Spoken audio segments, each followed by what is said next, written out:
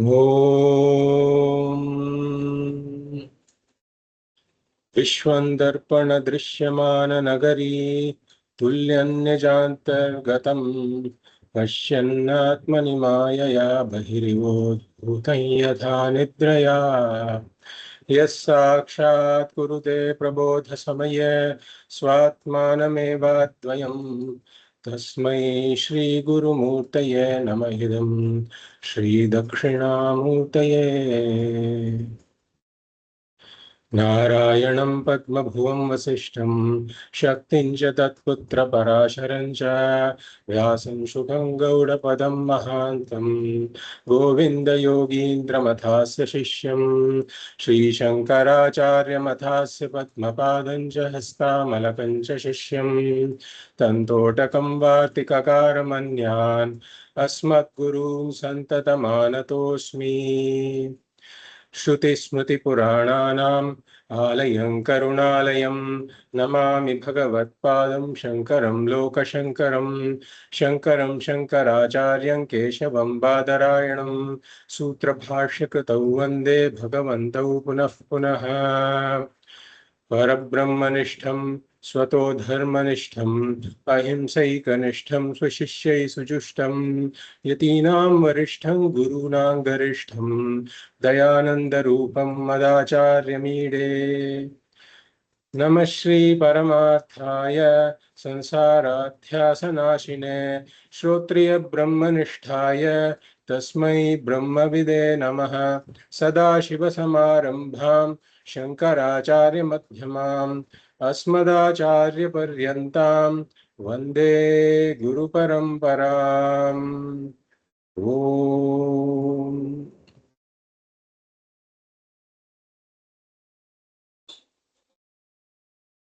पार्थाय प्रतिबोधितां भगवता नारायणेन स्वयं व्यासेन ग्रथितां पुराणमुनिना मध्ये महाभारतम् अद्वैतामृतवर्षिणीं भगवतीम् अष्टादशाध्यायिनीम् अम्ब त्वामनुसन्दधामि भगवद्गीते भवद्वेषिणीम्। नमोऽस्तु ते व्यासविशालबुद्धे पुल्लारविन्दायतपत्रनेत्र येन त्वया भारततैलपूर्णः प्रज्वालितो ज्ञानमयः प्रदीपः। प्रपन्नपारिजाताय स्तोत्रवेत्रैकपाणये ज्ञानमुद्राय कृष्णाय गीतामृतदुहे नमः। सर्वोपनिषदो गावो दोग्धा गोपालनन्दनः पार्थो वत्स सुधीर्भोक्ता दुग्धं गीतामृतं महत्। वसुदेवसुतं देवं कंसचाणूरमर्दनं देवकी परमानन्दं कृष्णं वन्दे जगद्गुरुम्। भीष्मद्रोणतटा जयद्रथजला गान्धारनीलोत्पला शल्यग्राहवती कृपेण वहनी कर्णेन वेलाकुला अश्वत्थामविकर्णघोरमकरा दुर्योधनावर्तिनी सोत्तीर्णा खलु पाण्डवैरणनदी कैवर्तकः केशवः। पाराशर्यवचः सरोजममलं गीतार्थगन्धोत्कटं नानाख्यानककेसरं हरिकथा सम्बोधनाबोधितं। लोके सज्जन षट्पदैरहरहः पेपीयमानं मुदा भूयाद् पंकजं कलिमल प्रध्वंसि न श्रेयसे। मूकं करोति वाचालं पङ्गुं लङ्घयते गिरिं यत्कृपातमहं वन्दे परमानन्दमाधवम्। यं ब्रह्मा वरुणेन्द्ररुद्रमरुतः स्तुन्वन्ति दिव्यैस्तवैः वेदैः साङ्गपदक्रमोपनिषदैः गायन्ति यं सामगाः ध्यानावस्थिततद्गतेन मनसा पश्यन्ति यं योगिनः यस्यान्तं न विदुःसुरासुरगणाः देवाय तस्मै नमः देवाय तस्मै नमः.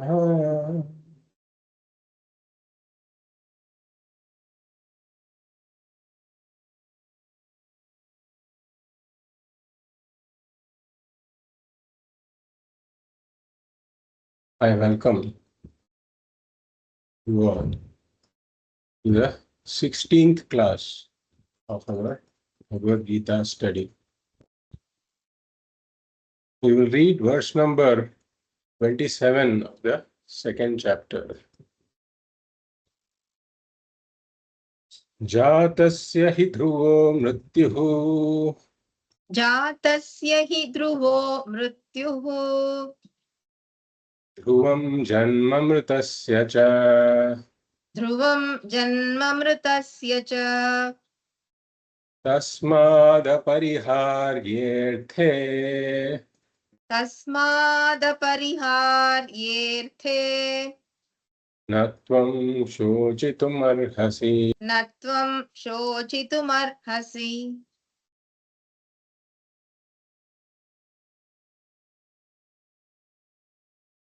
Arjuna is suffering from the distressing symptoms of shokaha and mohaha, sorrow and confusion. Or in other words, the distressing symptoms of the disease of samsara.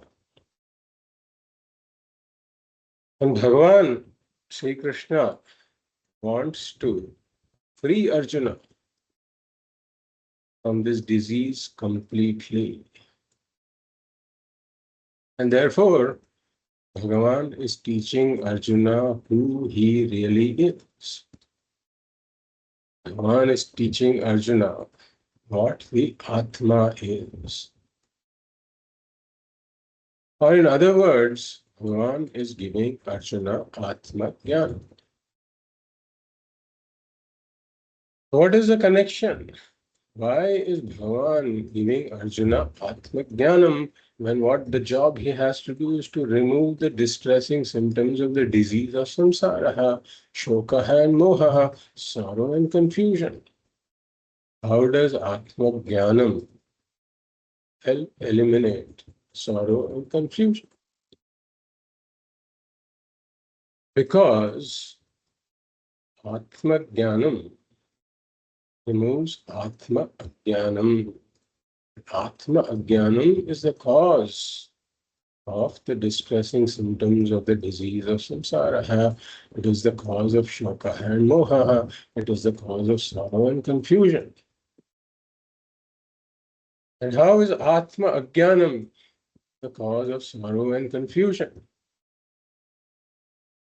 Because in the vision of Vedanta, the Atma, the Self, is already full, limitless, complete, Purnaha. I am already full, limitless, complete, and Purna.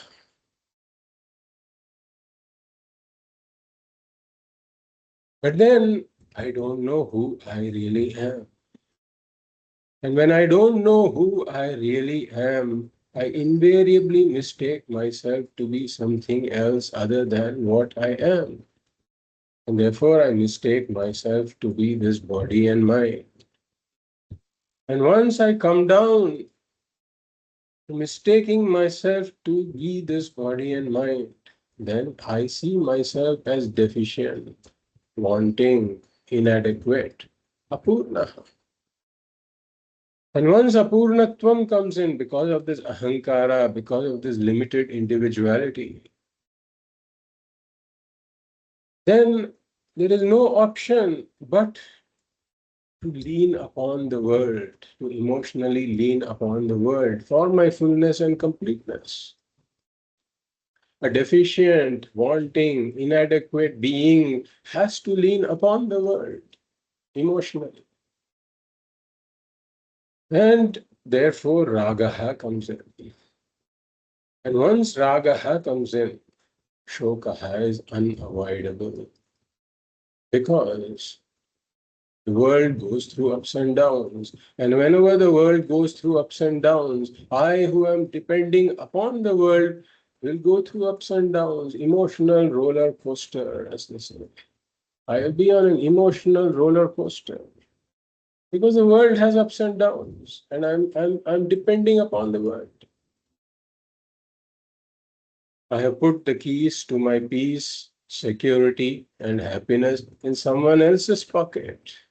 Then I'm always worried about what that other person or what that other thing is doing.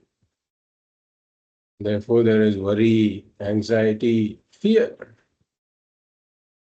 And eventually, whatever I'm depending on will go away. Therefore, sorrow or shokaha is inevitable. So, if we trace back the root cause of shokaha, we can include moha also here, shokaha and moha. If we trace back to the root cause of shokaha and moha, it is Atma Ajnanam. I don't know myself. That is the problem. What is the solution? If I am seeing the snake because I'm not knowing the rope, the solution is know the rope. And you cease to see the snake. And all of the problems that arise from the mistaken judgment of the snake will go away.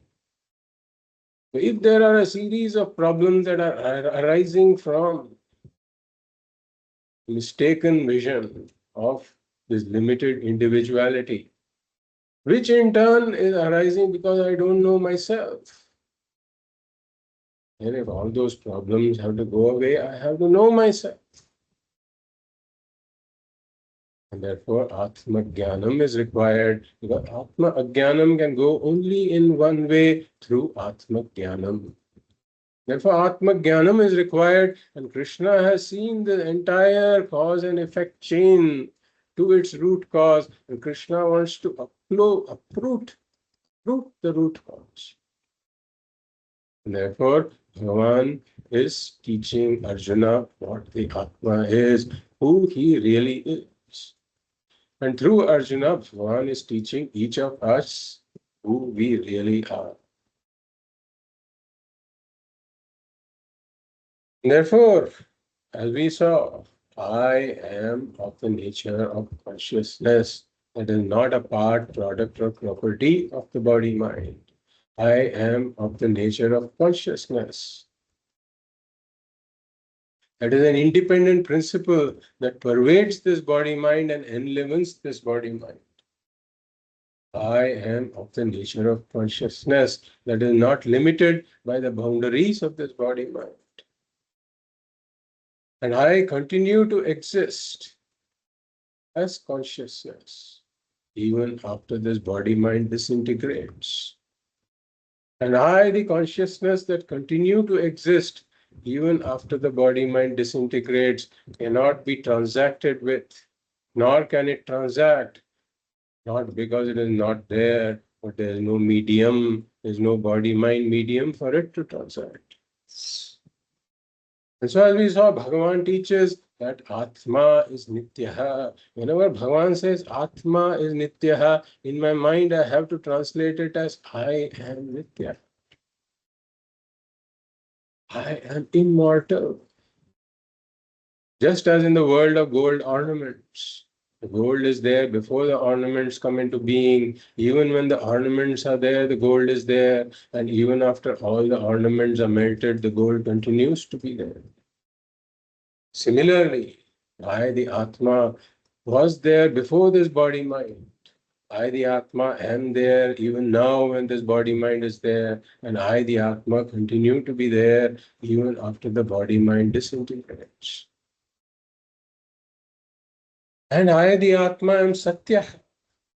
Just like in the world of gold ornaments, gold alone has independent existence. All the ornaments depend upon gold for its existence because ornaments are nothing but names and forms of gold. The ornaments don't have their own independent existence. And therefore, gold is satya, satyam, ornaments are mithya. Similarly, here in this world, Brahman alone is satyam. Brahman alone exists independently. And therefore, I, being one with Brahman, I, the Atma, being one with Brahman, I am the only entity that is self-existent in this world. Everything else here depends upon me for its existence. The world doesn't have independent existence. The world is only Nama Rupas of Brahman, or in other words, my Nama Rupa. I am Nityaha and Satyaha. And being Satyaha, gold, if you look at gold in the world of gold ornaments, gold is all pervading. Because wherever an ornament is, the gold has to be there, providing support to that ornament. Similarly, I being Satyaha, being one with Brahman, being Satyaha, I am all pervading because nothing in the world can exist, nothing in the world can even exist without being pervaded by me. So in all of this, we have to remember, whenever I say I'm not talking about the body mind, but I'm talking about the consciousness, the formless consciousness principle that has the 5 features of consciousness that we talked about. I am Sarvagataha. I am Aprameyaha. I am never an object of any knowledge because I am the very subject. I am never the Drishyam because I am always the Drik. But I don't need to become an object of any means of knowledge in order to know my existence, because I am Swayam Prakashaha, I am self-revealing. I know that I am even before I employ any of the means of knowledge. And the words of Veda are not revealing my existence because I already know that I exist. The words of the Veda, the words of Vedanta, the words of Bhagavad Gita, they are not revealing my existence because I am self-revealing, but their function is to knock off all the misconceptions that I have entertained about who I am. And I am Akarta Abhokta. I am uninvolved in any action. Just like the screen in a movie doesn't participate in any action, it supports the entire movie. All the characters, they come and do various actions. But the screen is totally uninvolved. So the screen is akarta. Similarly, I, the Atma, support the entire world and this body mind. But I am not involved in any action. I am akarta. Nor does the screen in the movie suffer or enjoy when the character enjoys or suffers. Similarly, I, the Atma, never enjoy or suffer when the body mind enjoys or suffers. I am abhokta. And why am I akarta, abhokta? Because I am nirvikaraha. I am fundamentally changeless. And why am I changeless? Because I am attributeless. All the attributes belong to the drishyam, never to the drik. I am an attributeless, formless entity. When I am attributeless, what change can we talk about? And moreover, I don't have any parts at all. The body mind has parts, but I am partless. I am niravayavaha. And I am Avinashi, as Bhagavan said. Nainam chintanti shastrani, nainam dahati pavakaha, na chainam kledayantyabha, na shoshayati marutaha, achedyoyam adakyoyam akledyo shosha evacha, nitya sarvagata sthanuho achaloyam sanatanaha. So none of these elements can touch you. Why? Because of 2 reasons. Because all of these elements are matter. And I am not a material principle at all. Matter can destroy matter. Matter can affect matter. But matter cannot touch the non-material consciousness. And the second reason is that all of these elements, being matter, belong to a lower order of reality. They are a part of the Mithya Jagat. But I am one with Satyam Brahma. I belong to a higher order of reality. Mithya can never affect the Satyam. Therefore, these elements cannot touch me, they cannot affect me. And Bhagavan said, Sthanuhu. I am Sthanuhu. Sthanuhu means I am still. I am steady. I stand firm. Why? Because I am all pervading. If an object has to move from point A to point B, it has to be in point A but not in point B. Only then we can talk about the motion of such an object. But I am all pervading. There is no point where I am not. Therefore, how can there be any motion in me? I am sthanuhu, and therefore, being steady, I am achalaha, I am motionless.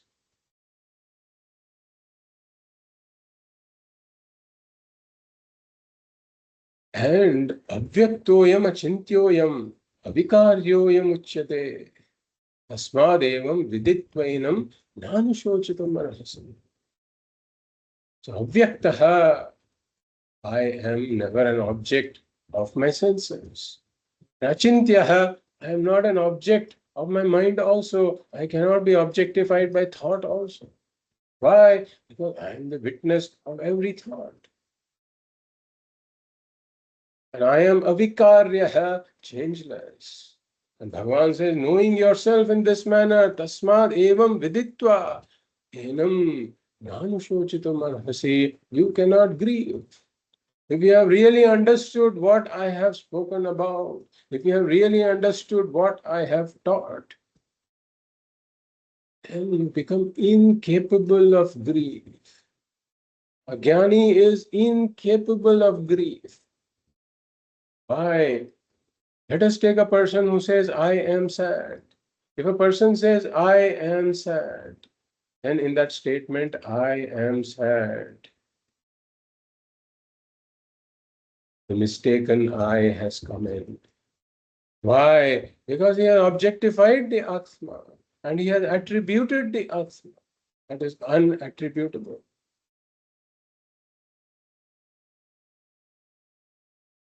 How has he objectified the unobjectifiable Atma? There's only one way to objectify the unobjectifiable Atma, and that is if you have mistaken the Atma. He has mistaken the mind to be who he is. And the mind is sad, and therefore he says, I am sad. But the Jnani knows I am not the mind, I am the Atma that is of the nature of consciousness. Knowing this, how can the Jnani say, I am sad, if the mind is sad? And similarly, he has taken the attributes of the mind to be my attributes. And he has also taken the Atma to be changing. He has taken the changing mind to be himself. The mind was happy, now I am sad. All of these are changing attributes of the changing mind. But he has superimposed the changing attributes of the changing mind upon himself. Why? Because of Atma Jnanam.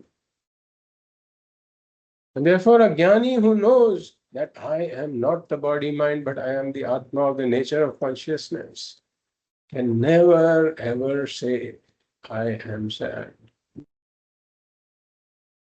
Or even if in a certain context, if he says this, if he uses the word I in conversation, and he may even say that this situation makes me sad, he may say something like that. But then, even when he says this, he knows he's talking about the mind. He's talking about the Vyavaharika I and not the Paramarthika I. So he says, he knows that even when he is making the statement, he's not really sad. He's sad in the play. In the play, he has to utter the dialogue saying that he is sad. But then when the actor utters the dialogue saying, I am sad, the actor knows that I'm not really sad. And therefore, a jnani can never ever really say that I am sad and mean it. And then, as we have seen, so Bhagavan is teaching from different perspectives. And so broadly in the teaching of Bhagavan, we can see three perspectives. Three perspectives about who are you grieving for.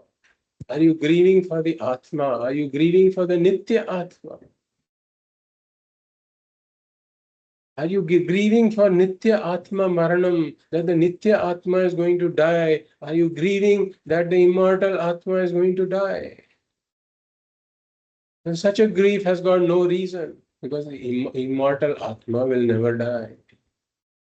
There is no death for the immortal Atma. It is impossible. And therefore you cannot grieve for the Nitya Atma. Nitya Atma Maranam you cannot grieve for. And Bhagavan said, even if we assume for the moment that Atma is Anityaha, if Atma is born with the body and Atma dies with the body, even if we for the moment assume that Athachainam Nitya Jatam Nityam Va Manyase Mritam Athapitvam Mahabaho Naivam Shochitam Arhasi.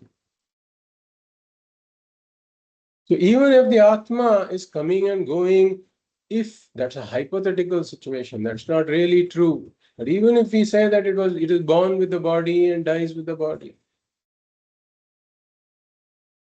then jatasya hi dhruva mrityuhu om janma mritasya ja, the verse that we just read.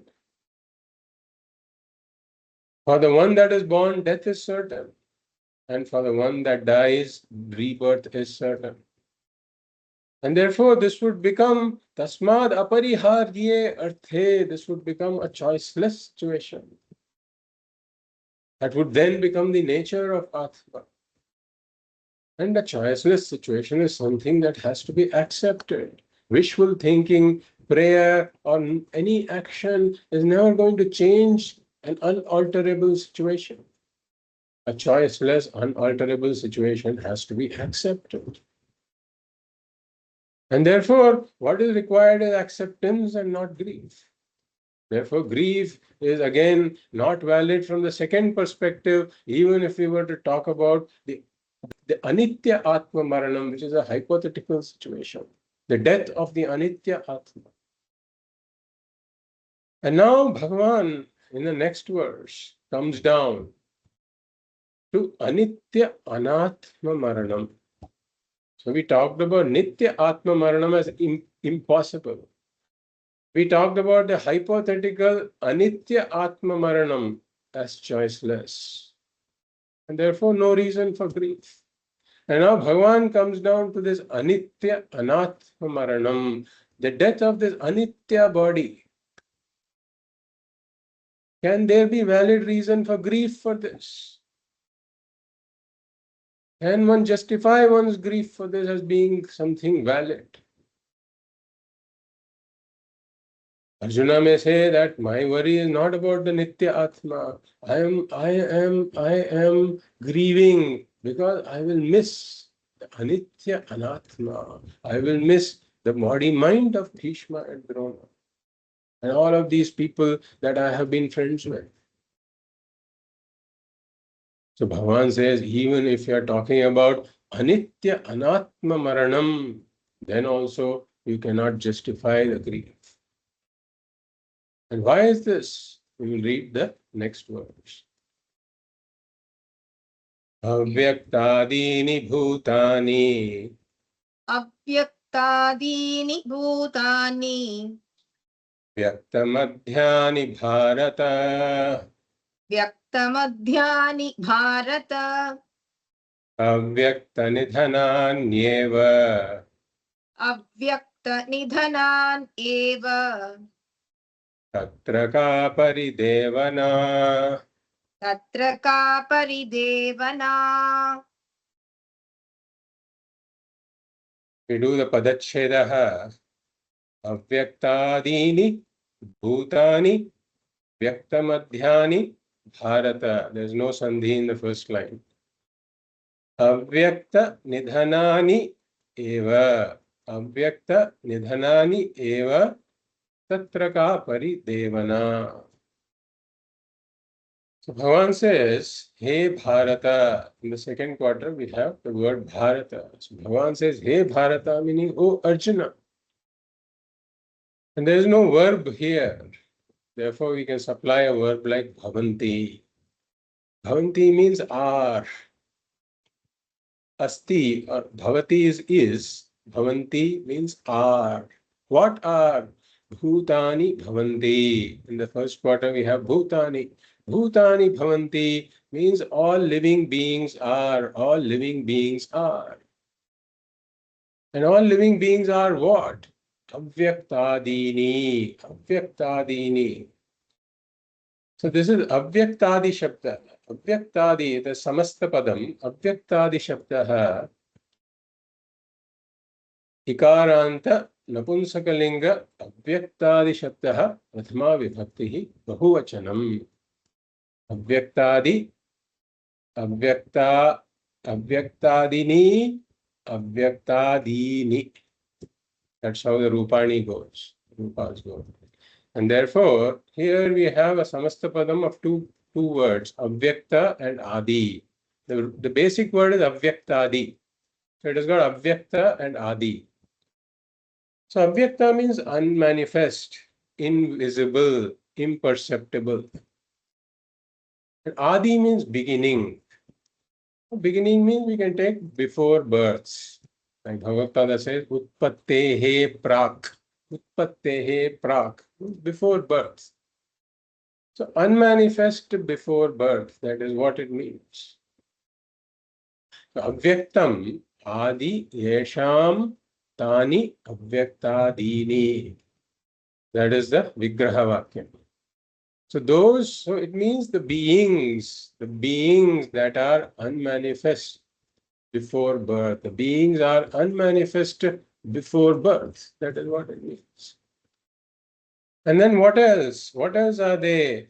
In the second quarter, he says, Vyakta Madhyani. Vyakta Madhyani. So Vyakta means manifest, visible, perceptible. And Madhya refers to the middle. Middle means what? Middle in between birth and death.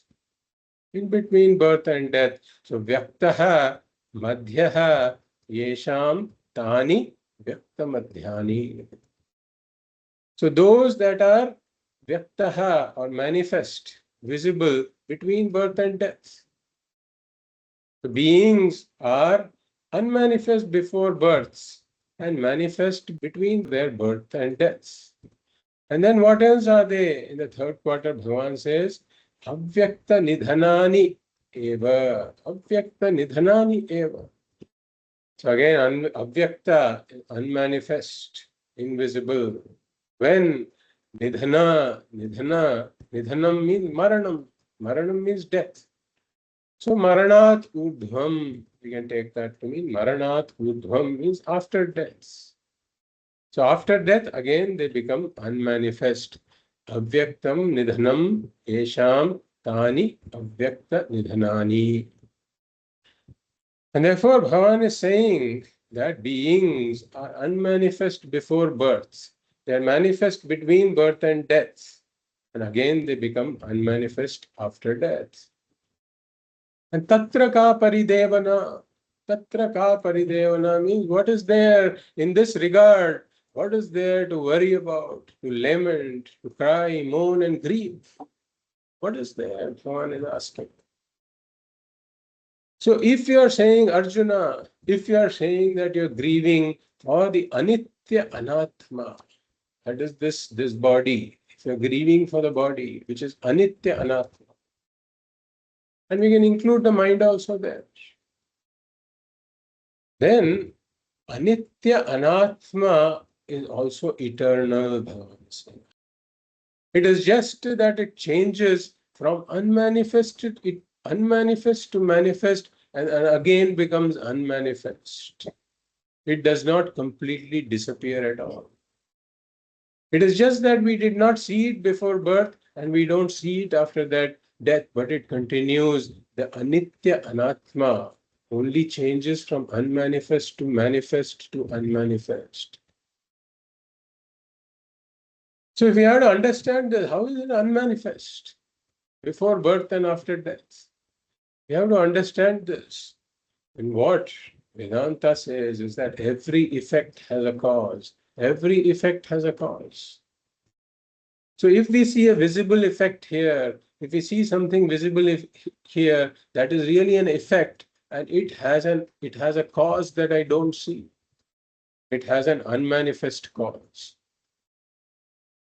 For example, a movie is an effect. A movie is an effect. And what is its cause? The cause of the movie cannot be spotted in the movie. Because the cause of the movie is some DVD, for example. Cause of the movie is some DVD. Can you find the DVD anywhere in the movie? We cannot find the DVD anywhere in the movie. And therefore, from the perspective of the movie, the DVD is unmanifest. And therefore, before the movie begins, was the movie totally non-existent? You say, no, the movie exists in the form of its cause, which is the DVD. And once the movie appears, in the middle the movie appears, so the movie now becomes manifest. What was unmanifest in the DVD now becomes manifest as the movie. And then the movie ends. Now when the movie ends, do we say that the movie has totally become non-existent? No, because if I want, I can replay the movie. Movie is still very much there in the DVD, except that it is no longer visible to my senses. And therefore, the movie changed from unmanifest, avyaktadi, the movie is avyaktadi, vyaktamadhya, vyaktamadhyam, and avyaktanidhanam. The movie is unmanifest in the beginning, manifest in the middle, and unmanifest in the end. So similarly, we say that even the Jiva's body, the anitya anatma that you're talking about,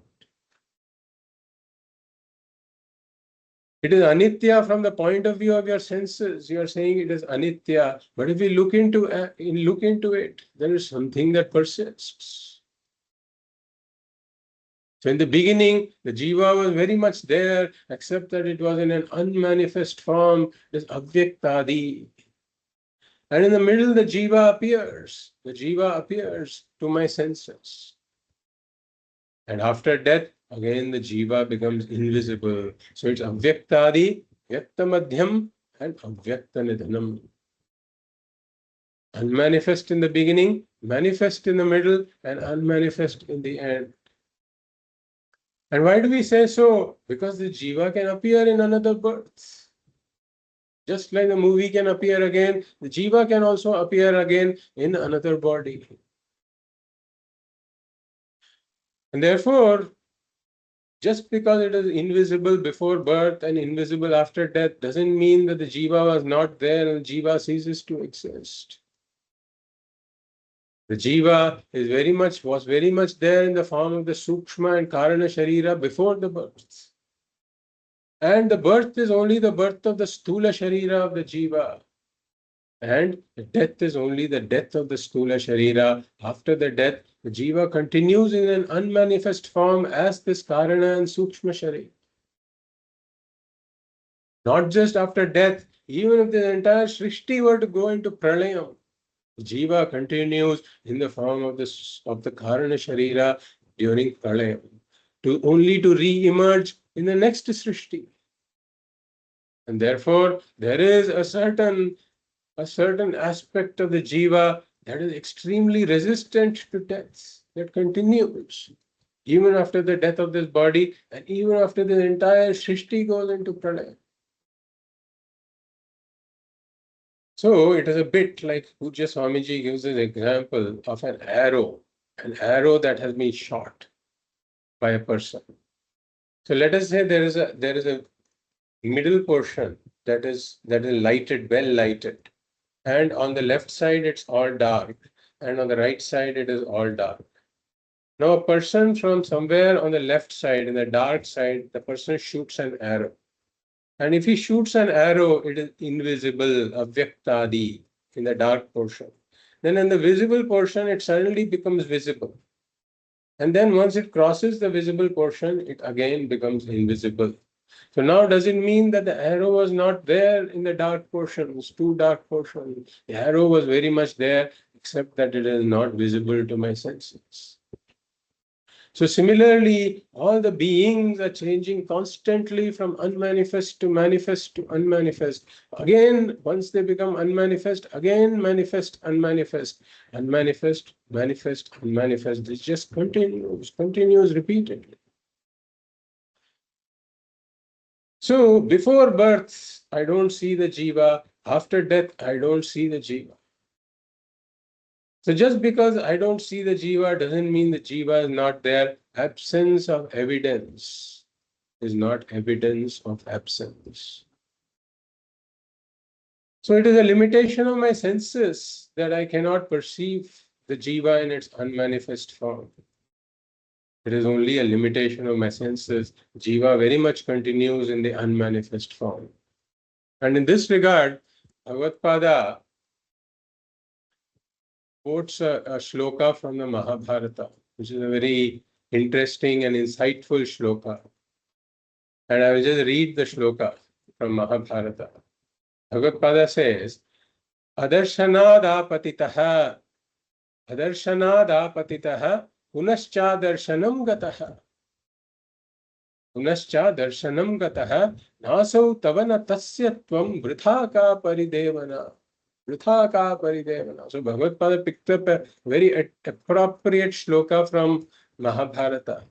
Like Swamiji says that he didn't need any Google or anything to search for a similar shloka, because for the acharyas, for all our great acharyas, the Google is in the mind. All the shastras, everything is there in the mind. So if you see one shloka in the Bhagavad Gita, suddenly Bhagavad remembers some shloka from Mahabharata. So here Bhagavad says, Adarshanaad apatitaha. So Adarshanam again means from the unmanifest, from the invisible, from what I cannot see. Adarshanaad apatitaha. So all the bodies come from the unmanifest, invisible state. And they exist in the manifest state for some time. And punaha cha adarshanam gataha. Again, punaha means again. It goes back to the unmanifest state. And the same thing keeps repeating again and again. Forever it keeps repeating. So essentially, you have been there as this Karana and Sukshma Sharira. In countless srishtis, what changes is only the Sthula Sharira from beginningless time. You have been there, this Jiva, this Anatma, the Anatma portion of the Jiva has also been there from beginningless time in the form of the Karana and Sukshma Shariras, taking various Sthula Shariras. And it will continue indefinitely forever unless one gains Atma Jnana. And therefore, if we look at the lifespan of the Jiva from beginningless time, the Jiva has been in countless bodies. And you can imagine any body, from octopus to buffalo, from a bat to a squirrel, or a microbe, or even a whale. All kinds of bodies the Jivatma has been in. And of course also human and Devata bodies. And therefore, the second line says in the shloka, Nasau tavana tasya tvam na asau tava na tasya tvam. So how can you say that he is mine? Na asau tava. He is not yours. Na tasya tvam. And you are not his. So all this mamakara we develop saying that he is mine and I am his and all that. Bhagavad says from the Mahabharata shloka says that what are you talking about? How can you say that he is yours and you are his? How can you claim any exclusive rights to this jiva? Because what your association with the Jiva, if you look at the graph of the Jiva as to your association with the Jiva, then there is a flat line, right? And then suddenly there is this blip for a very, very short. If you were to reduce the life of the Jiva to 1 day, for example, from beginningless time, then your association with the Jiva would be not even nanoseconds. If there is a nanosecond or something like that, that is what your association with the Jiva really is. How can you say that this Jiva is mine and I am his? And you have been temporarily brought together because of some karma. Some karma has brought you together. And once that karma ends, again this Jiva will be in countless bodies afterwards. Who knows? He's going to be in countless bodies, other bodies, in upcoming births. Both you and he, not just that Jiva, both you and he will be in countless bodies. So that is how the anatma, anitya anatma is. So here there is an interesting story from the Bhagavatam, which is King Chitraketu. There's a story of King Chitraketu, and that's an interesting story. And because of the Mahabharata shloka, Nasau Tavana Tasya Tvam, I thought that it'll be good if we can reflect a bit on this story. And this can be especially useful for people who are going through grief because of the loss of a near and dear one. So this story is something that is worth reflecting on. So there is this king that Bhagavata Purana talks about called King Chitraketu. And he had his queens, a few queens, probably three or four queens. And they were childless. And therefore they were all concerned and sad about not having a child. And therefore, the king consulted sage Angiras, and they decided to do a yaga for the birth of a son. And and the yaga is done. And after the yaga is done, sage Angiras says that now this queen is going to become Garbhavati. She will conceive, and a son will be born to you. So when they hear this, they are all very happy. And he adds that this son will be a cause of your sukha and dukkha. So he just adds that statement. So suddenly their happiness now becomes a bit tempered because the sage said that it will be a cause of sukha and dukkha. So then the time moves on, and she conceives, and the baby is born. And then the king and the queens, they are all very happy that the baby is born. And then basically they consult an astrologer about when they should go and see the baby. And the astrologer tells them that you can go and see the baby at this time and so on. And he also adds that he'll be a cause of your sukha and dukkha. So constantly they keep hearing this from these sources, and so they are happy, but at the same time worried. And then the king goes and sees the baby and all, and they get involved in bringing up the baby for some time. And so the king is very happy at that time. And now the other queens, they become jealous of this queen who has become a mother. And so they do a plot. They plot to poison this baby. And soon after, the baby is poisoned, and then the baby dies. And now the king and the queen receive the news of their baby's death.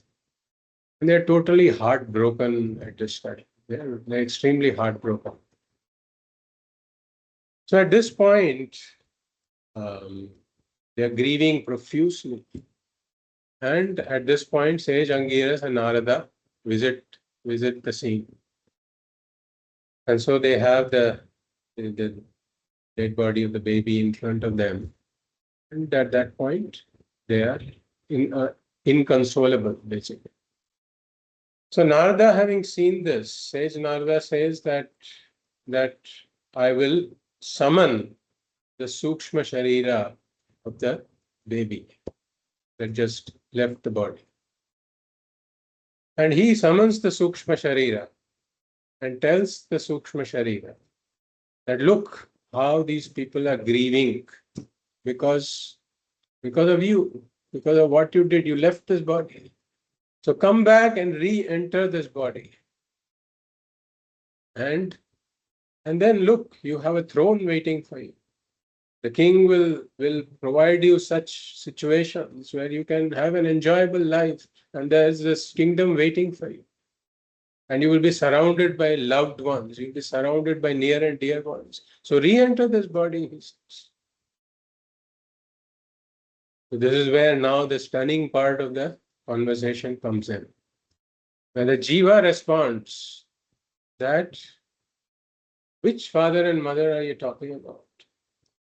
Because I have been in countless bodies. I have been in countless bodies. I have had countless fathers and mothers in different janmas. So which father and mother are you talking about? Of which janma? You first tell me that, he says. And since I have had countless fathers and mothers, can I call any of them particularly my father and mother? I have been in Devata bodies. I have been in human bodies. I have been in plant bodies. I have been in animal bodies, insect bodies. I have had cats who are my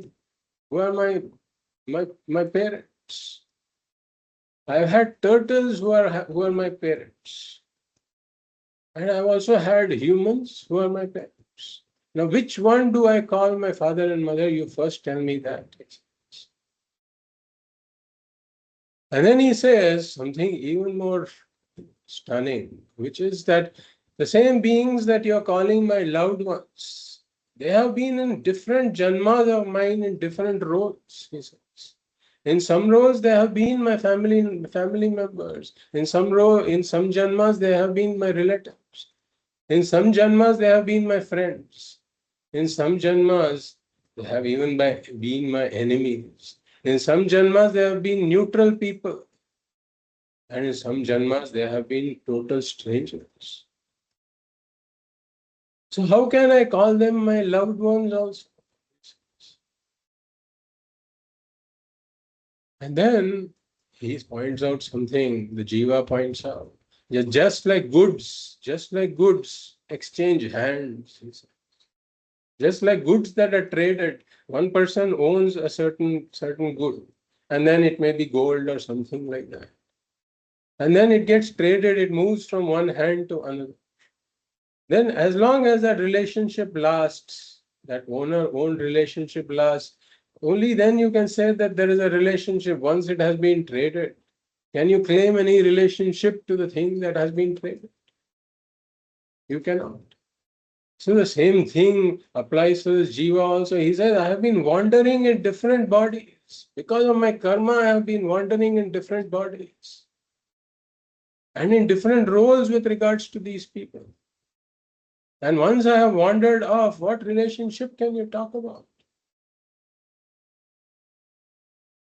And so this feeling of mineness, he says, lasts only as long as I'm occupying that body. Once I have left the body, there is no mineness. Just like when this piece of gold has left your hand, you have sold it to somebody. Once it has left your hand, you cannot claim it to be mine anymore. And then the Jiva says that this is with regards to the Anatma. But with regards to, if I talk about it with regards to the Atma, then who can the Atma claim as me and mine? Who can the Atma claim as mine? From the Atma's perspective, there is nobody who is dear and there is nobody who has to be hated. There is nobody who it can say is my own, and there is nobody it can say it's somebody else's. Because the Atma supports the entire Jagat. And therefore, he says that I cannot re-enter this body. Because my karma with this body is done. And my next karma is saying that I have to become embodied in a different body. That is the only body that I can enter. And saying this, the Jiva departs. So here the relatives are mourning, saying that he is mine and I am his, and now he has left the body. And the relatives are shocked when they hear this. So they get the complete picture. You were only looking at the tip of the iceberg. You did not see what lies underneath it. You did not see the avyakta here and the avyakta there. You were only looking at what is in the middle. Do you know the entire history of this being? If you know the entire history of this being, then there is no reason to grieve. And so stunned, the relatives are stunned when they hear the words of the Jiva. And then they carry the body, and then they perform the rites as enjoined by the Shastras. They perform the last rites, the appropriate karmas. And then they drop their attachment that caused their shoka and moha. So this is the story of Chitraketu's child from the Bhagavata Purana. So nasau tava na tasya tvam. Essentially, Mahabharata is also saying no one belongs to anyone. So no one can claim that I am his and he is mine. So we look at it, this is a bit like a train journey. So if we take a train journey, then there's a few passengers who board the train.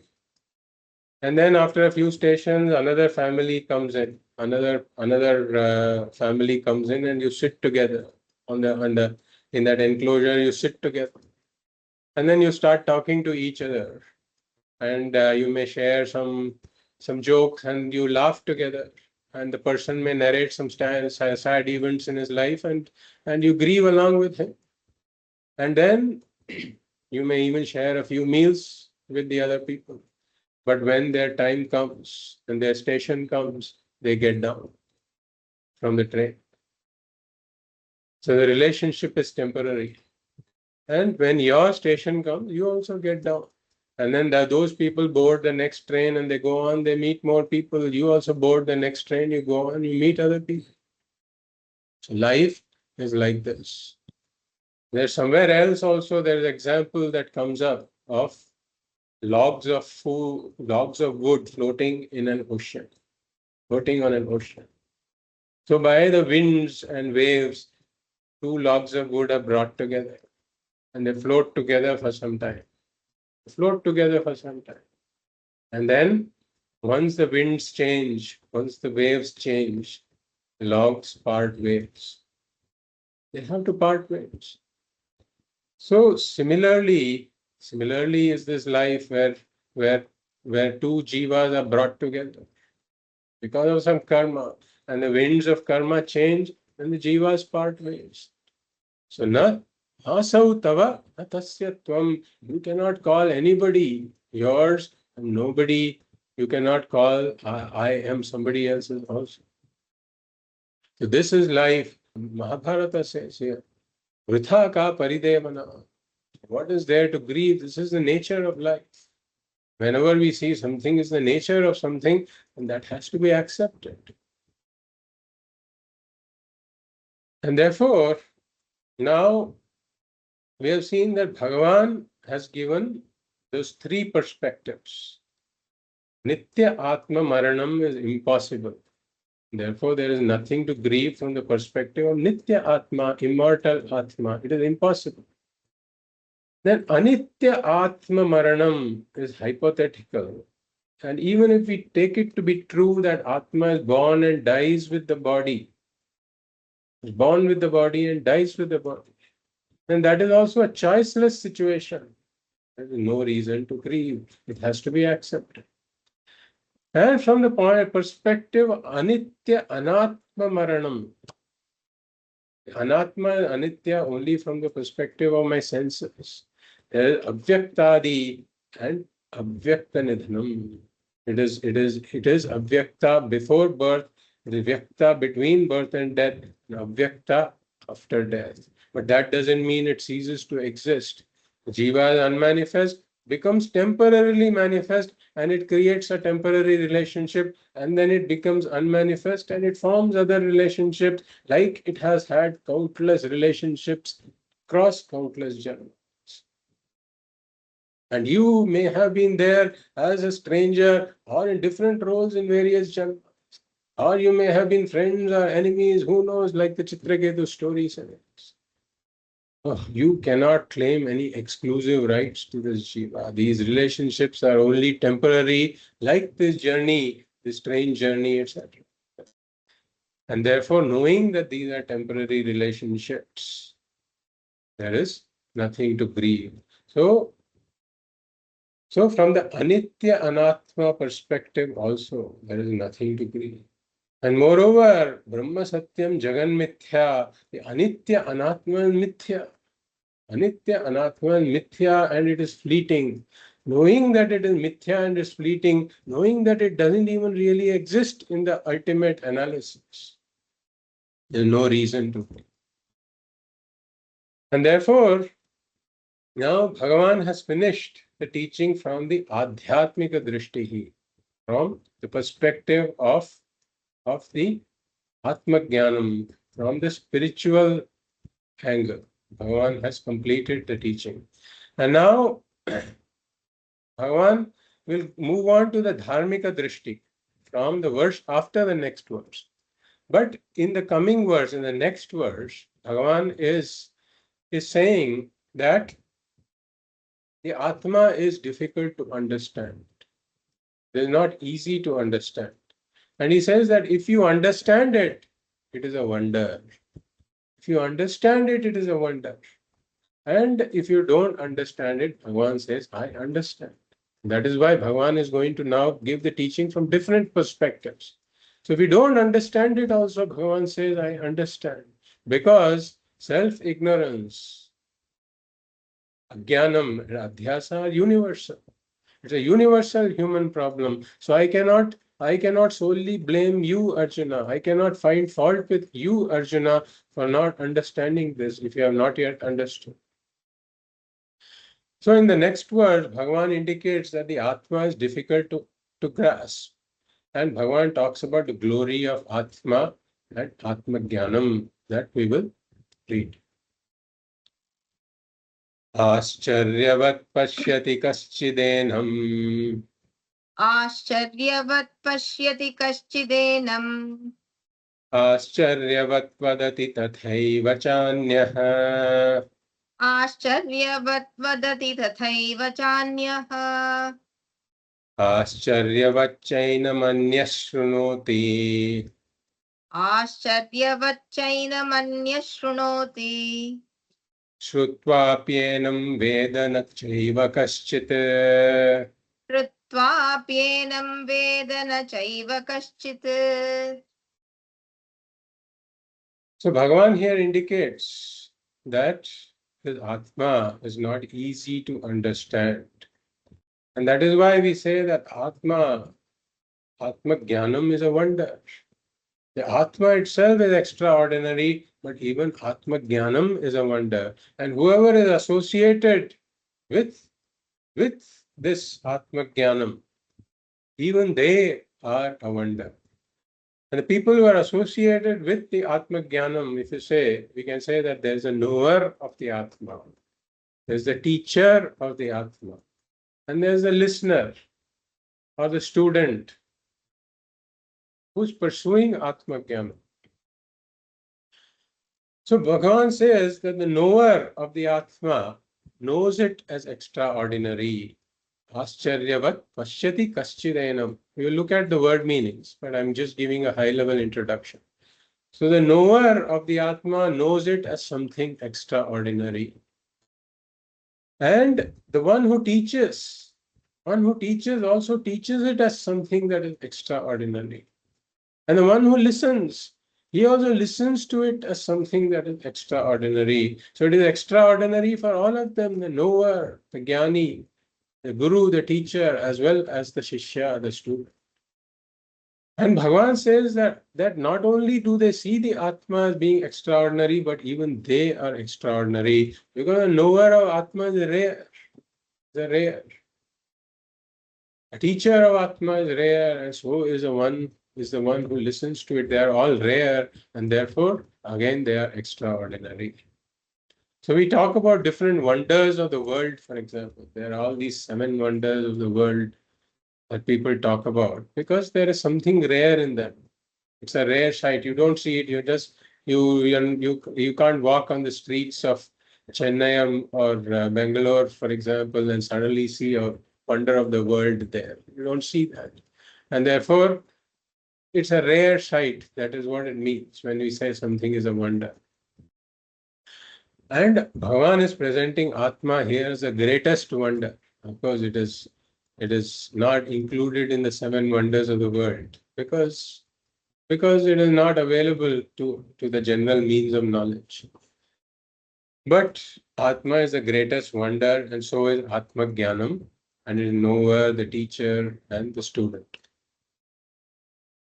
So if we look at this verse, Ascharyavat, we do the Padachhedaha, Ascharyavat Pashyati, Ascharyavat Pashyati, Kaschit Enam, Ascharyavat Padati, Tatha Eva Cha Anyah, Ascharyavat Cha Enam Anyah Shrunoti, Shrutva Api Enam Veda Na Cha Eva Kaschit.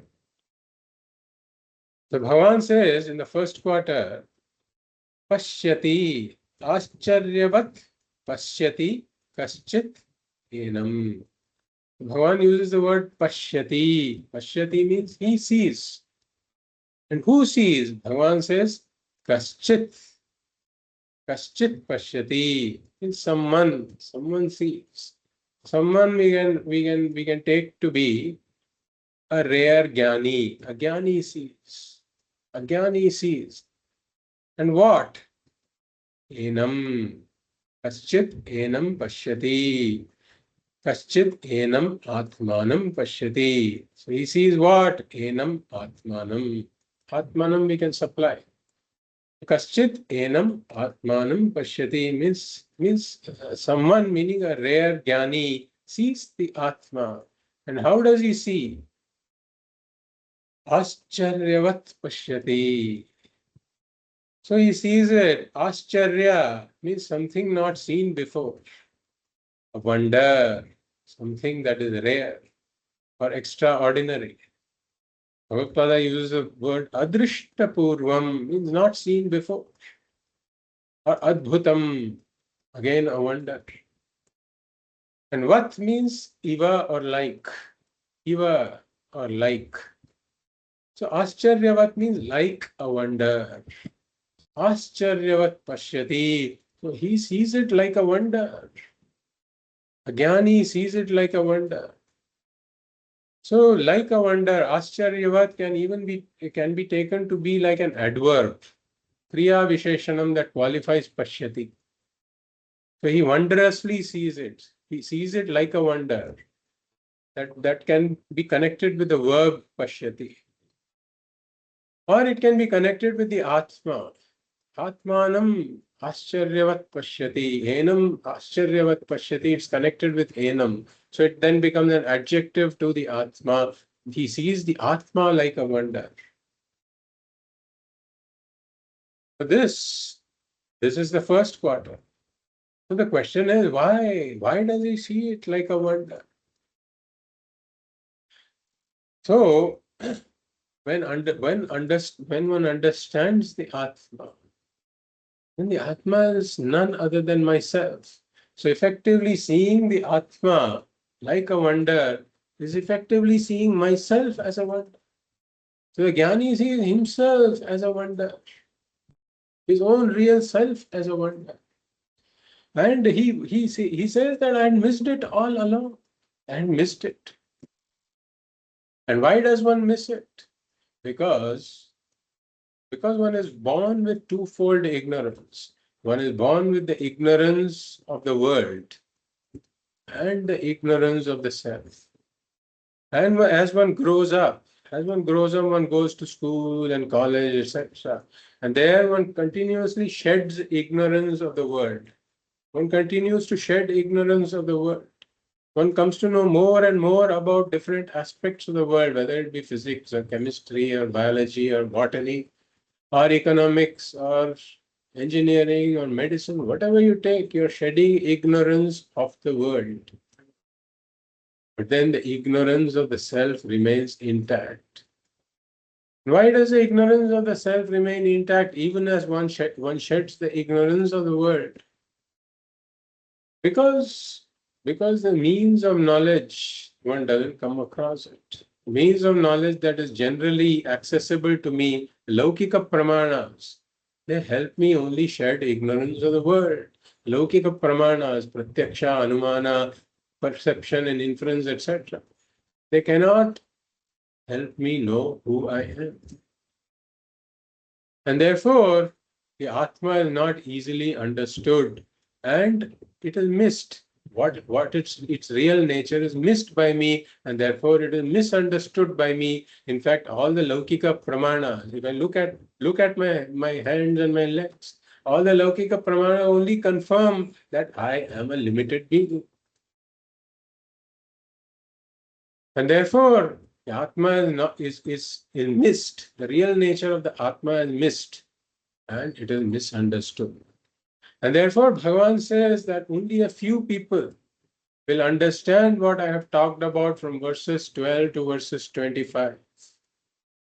Verse 12, Bhagavan introduced the Atma Jnanam. Natvevaham jatunasam natvam neme janadhipaha, etc. And in verse 25, Bhagavan started to conclude the teaching. And this teaching is not easy to understand because one has to understand Brahma Satyam, Jagan Mithya, and Aham Brahmaiva Naparaha. One has to understand that the Brahman is the Satyam, this world is Mithya, and I am one with Brahman. One has to understand this. Na sato vidyate bhavaha, na bhavo vidyate sataha. Therefore, one has to have a subtle mind in order to understand the Atma. And when one understands it, it's a bit like the lady with the necklace. Lady with the necklace who had mistaken herself to be the lady without the necklace. And then she was trying to become the lady with the necklace. The lady with the necklace was trying to become the lady with the necklace by looking for the necklace all over the place. So the situation is a bit like the lady with the necklace finally understanding that I am the lady with the necklace. And so she had a long struggle because she was trying to find the necklace somewhere where it was not there. And when the sun points out, you are the lady with the necklace that you are seeking to become, the necklace is right on your neck. Then it comes as a big surprise to that person when one recognizes this. And and then she recognizes that I have nothing to attain because lady with the necklace that I'm seeking to become is already an accomplished fact. Necklace is already accomplished. It doesn't have to be obtained. And therefore, this is what she goes through is not some mystic experience, but she goes through this recognition that I am the lady with the necklace that I have been seeking to become. This understanding dawns on her. And then she sees that I had missed it all along. I had missed this necklace all along, and I had been fruitlessly seeking for it everywhere. So the Jnani's recognition is also something similar. One who sees this ascharyavat pashyati, he looks at it with a wonder. Why does he look at it with a wonder? Because he has discovered that I am Brahman. I had taken myself to be this miserable, deficient, wanting, inadequate, apurnaha being. And I was seeking for this purnatvam everywhere. I was seeking for it in this entire world. I was fruitlessly looking for this purnatvam. But now I have discovered that I am Brahman. And as Brahman, I am limitless, full and complete. I am Purnaha. Mayeva sakalam jatam, Mai sarvam pratishtitam, Mai sarvam layam yati. I took myself to be a limited being in this world. And now I have suddenly discovered that I am the adhishthanam of this entire world. This entire world arises in me, it is supported by me, and it resolves back into me. So this entire understanding has turned upside down. So the Purnatvam that I had been seeking in the world through the pursuit of Artha, Kama, and Dharma, etc., is not to be found in the world at all, but it is my real nature. It is hidden in the most unlikely place that I never suspected it was hidden. Like the lady never bothered to look for the necklace because she had assumed that it was lost. And therefore, she never looked for it on her own neck. Similarly, this person, when he was an Ajnani, he had assumed that I am a Purnaha and Purnatvam has to be obtained from the world. And now he has discovered that my nature is Purnatvam. It lied in the most unsuspecting of places. And therefore he looks at it as a wonder. Therefore, darshanam of Atma is a wonder. And then in the next quarter, or before we go to the next quarter, there is another aspect to this, which we will complete, which is that the Jnani, so we said that the Jnani looks at the Atma as a wonder. But then there is another way we can look at the shloka, which is that the Jnani who knows the Atma is also a wonder. So the Ascharyavat, instead of being an adjective to Atma or an adverb to Pashyati, becomes an adjective to the Jnani.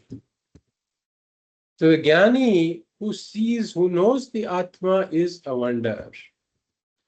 Yaha, so Bhagavad Pada says, we can say, Ascharyavat kaschit enam atmanam pashyati. We can take it to mean that Yaha enam atmanam pashyati, saha ascharya tulyo bhavati. Means the one who sees the Atma, knows the Atma is a wonder.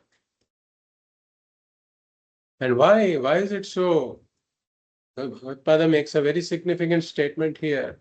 He says, Saha aneka sahasreshu kaschit eva bhavati. Saha aneka sahasreshu kaschit eva bhavati. Meaning that this Jnani who knows the Atma is one amongst aneka sahasra. Meaning he is one amongst several thousand people who comes to know the Atma. And why is it so? Why is he one amongst the thousand? What are the other several thousands doing? The other several thousands have mistaken the Atma. They have not known the Atma as it is, as it really is. They have mistaken the self. They have taken the self to be deficient, wanting, inadequate, apurnaha. And having taken the self to be apurnaha, they are looking for purnatvam in the world. And therefore they get engaged in the pursuit of artha, kama, and dharma for the sake of purnatvam, or in other words, they are afflicted with the disease of samsara, the never-ending struggle for purnatvam through the pursuit of artha, kama, and dharma. So they get stuck in this endless struggle for fulfillment. And this is a normal sight. This is a normal sight. It is like water flowing downhill. Water flowing downhill is a normal sight. There is no wonder there. There is no wonder there. But then suddenly you come across this Jnani who knows the Atma. So this is an abnormal sight. One who knows the Atma is a wonder because he has worked against the tide. He has gone against the tide. He is not flowing downhill like the water. Because he has discovered the Purnatvam within himself. So it is a bit like water. Pujya Swamiji says it is a bit like water flowing uphill. It's a bit like water flowing uphill and then merging with the glacier. If you see something, if you see something like this, then it will become the next wonder of the world. People will flock to go and see this because it becomes a rare sight. It requires, because that doesn't happen normally. The normal tendency of water is to flow downhill. It requires a lot of power to send water uphill. And therefore, if we see water flowing uphill, that means that there's something really, really out of the ordinary. And this happens in case of the Jnani because Bhagavan's grace is there. And the power of Satsanga has been there. He has gone through the Satsanga. He has come to Vedanta. He has done the Shravanam, Mananam and Nididhyasana. So because of the grace of Bhagavan and due to the grace of Satsanga, the Jnani is like water flowing uphill. Therefore, it's definitely a wonder. So we will continue with this verse where Bhagavan talks about next, about why Ascharyavat Vadati, the one who speaks about it is also a wonder. Bhagavan says that's also a wonder. And he speaks with it. The one who speaks about the Atma with wonder, and the one who speaks is also a wonder. And then the one who listens, Ascharyavat Chainam Anya Shrunoti, one who listens, he listens to it with wonder, and one who listens is also a wonder. Bhagavan talks about these aspects, which we'll take up in the next class. Om Purnamada Purnamidam Purnat Purnamudachyate Purnasya Purnamadaya Purnameva Vashishyate Om Shanti Shanti Shanti Hari Om Shri Guru Namaha Hari Om